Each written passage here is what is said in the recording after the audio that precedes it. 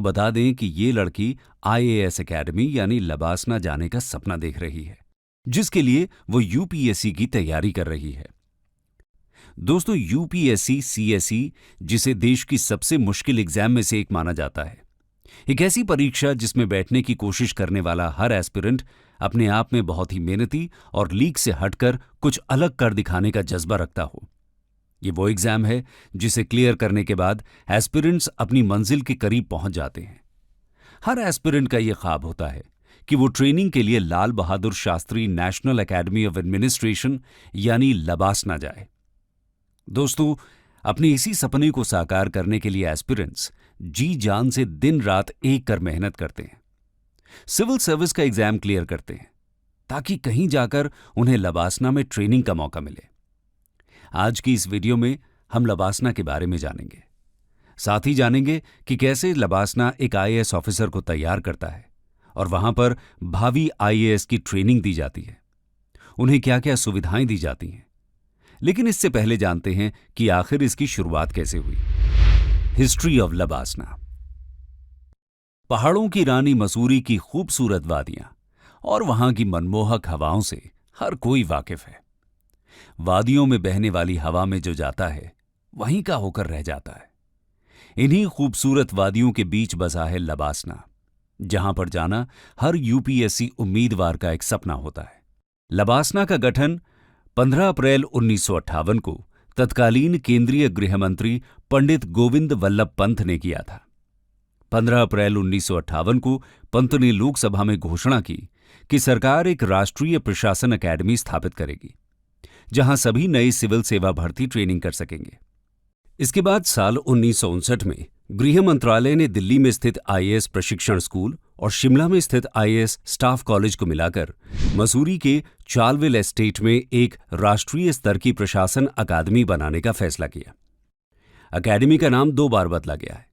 पहले अक्टूबर 1972 में इसका नाम बदलकर लाल बहादुर शास्त्री प्रशासन अकादमी कर दिया गया और जुलाई 1973 में इसमें राष्ट्रीय शब्द जोड़ दिया गया। अकादमी को अब वर्तमान नाम लाल बहादुर शास्त्रीय राष्ट्रीय प्रशासन अकादमी यानी लबासना के रूप में जाना जाता है। लबासना लोक प्रशासन और सार्वजनिक नीति के लिए एक सिविल सेवा संस्थान है। अकादमी का सबसे पहला काम आईएएस कैडर के सरकारी कर्मचारियों को पढ़ाना और group A central civil services का फाउंडेशन कोर्स कराना है। आईएएस ट्रेनी ऑफिसर्स अपना प्रशिक्षण पूरा करने के बाद दिल्ली के जवाहरलाल नेहरू विश्वविद्यालय से लोक प्रशासन में एमए प्राप्त करते हैं। बता दें कि 1985 में LBSNAA ministry of personal, public grievances and pensions के तहत काम करता है। दोस्तों, ये तो हुई लबासना की बेसिक जानकारी। आइए जानते हैं यूपीएससी पास करने के बाद एक एस्पिरेंट कैसे एक ऑफिसर बनने की राह यहां से शुरू करता है। LBSNAA training schedule. अकादमी में ट्रेनिंग की शुरुआत लगभग 3 महीने के फाउंडेशन कोर्स से होती है, जिसमें आईएएस अफसर के लिए सिलेक्टेड कैंडिडेट्स के अलावा आईपीएस, आईएफएस और आईआरएस के लिए चुने गए अधिकारी भी शामिल होते हैं। इस कोर्स में बेसिक एडमिनिस्ट्रेटिव स्किल सिखाए जाते हैं, जिन्हें जानना हर सिविल सेवा अधिकारी के लिए जरूरी होता है। लबासना पहुंचने पर एकेडमी का गेट खुलते ही आपके सामने देश के दूसरे प्रधानमंत्री रहे लाल बहादुर शास्त्री जी की मूर्ति के दर्शन होंगे। साथ ही एक दीवार पर एकेडमी का आदर्श वाक्य शीलम परम भूषणम से सामना होगा। इसका मतलब है आपका चरित्र ही आपका सबसे बड़ा गुण है। इसके तुरंत बाद आईएएस का आदर्श वाक्य लिखा है योगः कर्मसु कौशलम। गीता के इस सूत्र का मतलब है एक्शन में एक्सीलेंस ही योग है। अंदर जाने पर लबासना का ध्येय वाक्य लिखा मिलेगा।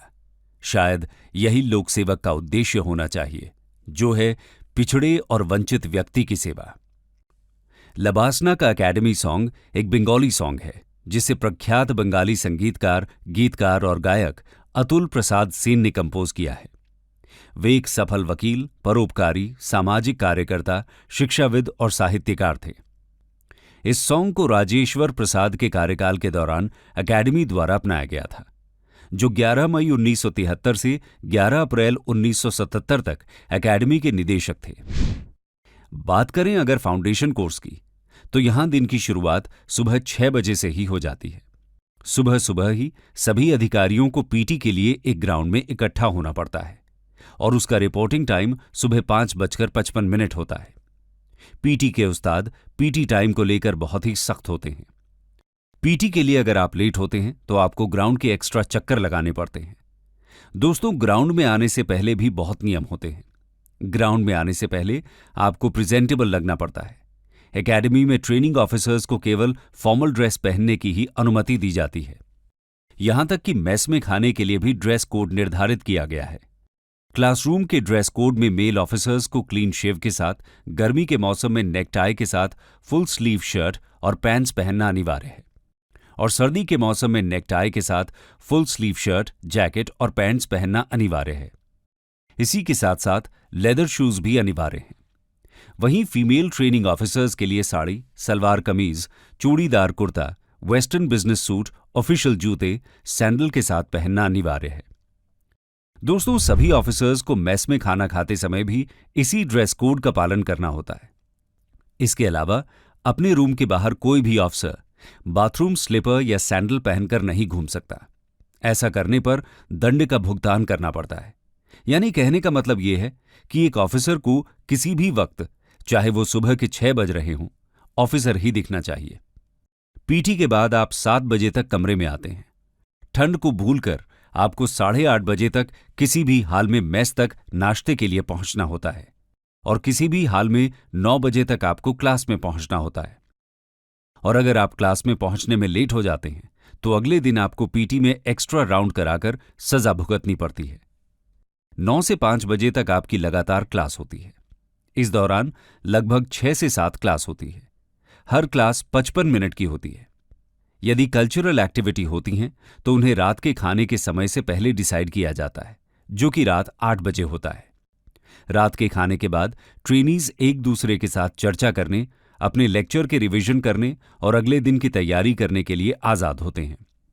लबासना में अपनी ट्रेनिंग के दौरान भावी आईएएस अफसर भारतीय संविधान, सार्वजनिक नीति, शासन, प्रशासनिक कानून और प्रबंधन जैसे विषयों पर विभिन्न सेमिनार और कार्यशालाओं में भाग लेते हैं। वे सार्वजनिक मामलों के प्रबंधन में व्यावहारिक अनुभव हासिल करने के लिए क्षेत्र यात्राओं, समूह चर्चाओं, केस स्टडीज और सिमुलेशन में भी भाग लेते हैं। ट्रेनिंग के दौरान एकेडमी के अंदर कुछ खास एक्टिविटीज कराई जाती हैं, जिसमें मेंटल और फिजिकल मजबूती मिलती है, जैसे singing, dancing, debating, theatre, DJ night, list बहुत लंबी है। वीकेंड पर ट्रैकिंग के लिए जाना होता है। ट्रैक नए दोस्त बनाने के लिए एक बहुत अच्छी अपॉर्चुनिटी होती है, जहां पर आपको अपने माइंड को फ्रेश करने का मौका मिलता है। 1 महीने के कोर्स के बाद ट्रेनीज को अलग अलग ग्रुप में बांटा जाता है और 1 हफ्ते के लिए हिमालयन ट्रैक पर भेजा जाता है। ये हर ट्रेनी के लिए जरूरी होती है।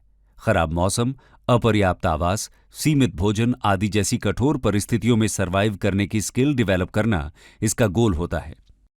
इसके अलावा सभी अफसरों के लिए इंडिया डे का आयोजन किया जाता है, जिसमें सभी को अपने अपने राज्य की संस्कृति का प्रदर्शन करना होता है।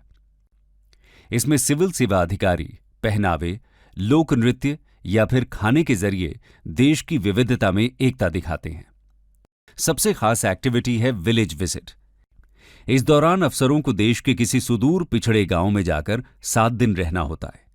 वहां पर ट्रेनी को मौका मिलता है कि वो गांव के लोगों के अनुभव और उनकी समस्याओं को महसूस कर सकें। गांव में स्कूल, अस्पताल, पंचायत, राशन की दुकान, सबके काम करने के सिस्टम को गहराई से समझ सकें। इस विजिट का उद्देश्य गांव की जिंदगी के हर पहलू को बारीकी से समझना होता है। ऐसा इसलिए किया जाता है ताकि उन्हें प्रत्यक्ष जानकारी दी जा सके। ये आगे चलकर उनके करियर में काफी मदद करती है। 3 महीने का फाउंडेशन कोर्स खत्म होने के बाद आईएएस को छोड़कर बाकी अन्य सिविल सर्विसेज के कैंडिडेट्स अपने आगे की ट्रेनिंग के लिए अपनी अपनी एकेडमी में चले जाते हैं। जैसे कि भारतीय विदेश सेवा के अधिकारियों के लिए नई दिल्ली में सुषमा स्वराज विदेश सेवा संस्थान, भारतीय पुलिस सेवा के अधिकारियों के लिए हैदराबाद में सरदार वल्लभ भाई पटेल राष्ट्रीय पुलिस अकादमी, भारतीय वन सेवा के अधिकारियों के लिए देहरादून में इंदिरा गांधी राष्ट्रीय वन अकादमी और भारतीय राजस्व सेवा के लिए फरीदाबाद में राष्ट्रीय सीमा शुल्क अप्रत्यक्ष कर और नारकोटिक्स अकादमी खोली गई है। लबासना में सिर्फ ट्रेनी आईएएस ऑफिसर्स रह जाते हैं। इसके बाद आईएएस की प्रोफेशनल ट्रेनिंग शुरू होती है। इसमें एडमिनिस्ट्रेशन और गवर्नेंस के हर सेक्टर पर मॉड्यूल होते हैं। इस दौरान education, health, energy, agriculture, industry, rural development, Panchayati Raj, urban development, social sector, वन, कानून व्यवस्था, महिला एवं बाल विकास, ट्राइबल डेवलपमेंट जैसे सेक्टर्स पर देश के जाने माने एक्सपर्ट और सीनियर ब्यूरोक्रेट क्लास लेने आते हैं। ट्रेनिंग के दौरान उस प्रदेश की भाषा भी सिखाई जाती है जो जिंदगी भर की सर्विस के लिए अलॉट किया गया है। जैसे अगर उत्तर प्रदेश के एक निवासी अफसर को तमिलनाडु कैडर अलॉट हुआ है तो उसे अकेडमी में बाकी विषयों के साथ तमिल भाषा सिखाई जाती है। इसी तरह अगर किसी कर्नाटक के अफसर को असम मिला है तो उसके लिए असमिया भाषा सीखना अनिवार्य है। ऐसा इसलिए किया जाता है क्योंकि एक डीएम के पास सैकड़ों लोग अपनी समस्याएं लेकर आते हैं। उनसे उन्हीं की भाषा में बात किए बिना न तो आप उनकी दिक्कतें सुलझा सकते हैं और न ही आप उनका भरोसा जीत सकते हैं।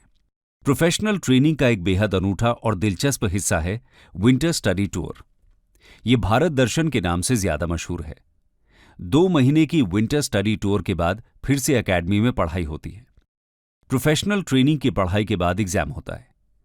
1 साल की एकेडमिक ट्रेनिंग और फिर 1 साल की फील्ड ट्रेनिंग पूरी करने के बाद जेएनयू की तरफ से पब्लिक मैनेजमेंट में मास्टर्स की डिग्री दी जाती है। इसके बाद ऑफिसर्स निकल पड़ते हैं 1 साल की ऑन जॉब प्रैक्टिकल ट्रेनिंग के लिए एक नए राज्य की ओर, जहां आप जिंदगी में शायद पहली बार जा रहे होते हैं। इसी राज्य में आपको अपनी जिंदगी के ज्यादातर साल बिताने होते हैं। दोस्तों, ये पोस्ट दूर से जितना आकर्षक और ताकतवर दिखता है, करीब से ये उतना ही मुश्किल और चुनौतियों से भरपूर है। अकेडमी ने 2007 में भारतीय प्रशासनिक सेवा के अधिकारियों के लिए मिड करियर ट्रेनिंग प्रोग्राम भी आयोजित करना शुरू किया। अकेडमी शासन और लोक प्रशासन के विभिन्न पहलुओं में कई शॉर्ट टर्म ट्रेनिंग प्रोग्राम भी आयोजित करती है। अकेडमी को कई रिसर्च सेंटर्स द्वारा शासन और लोक प्रशासन के क्षेत्रों में रिसर्च में सहायता प्रदान की जाती है। उनमें से कुछ को स्वायत्त दर्जा प्राप्त है। अकादमी का सबसे महत्वपूर्ण रिसर्च सेंटर एक कार्यकारी निदेशक की अध्यक्षता में नेशनल एडमिनिस्ट्रेटिव रिसर्च इंस्टीट्यूट है। अकादमी में disaster management centre, centre for rural studies, gender centre और रूरल क्रेडिट सेंटर भी हैं। दोस्तों, यहां आपने समझा कि एक ट्रेनी लबासना में कैसे अपनी दिनचर्या को पूरा करता है।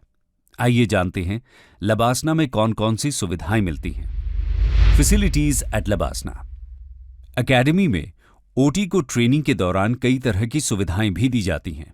वहां पर स्पेशियस और well equipped lecture halls, library, conference halls, auditorium, mess, living accommodation, sports complex, medical facilities, computer lab, internet facilities के साथ बैंक और पोस्ट ऑफिस की सुविधा भी मौजूद है।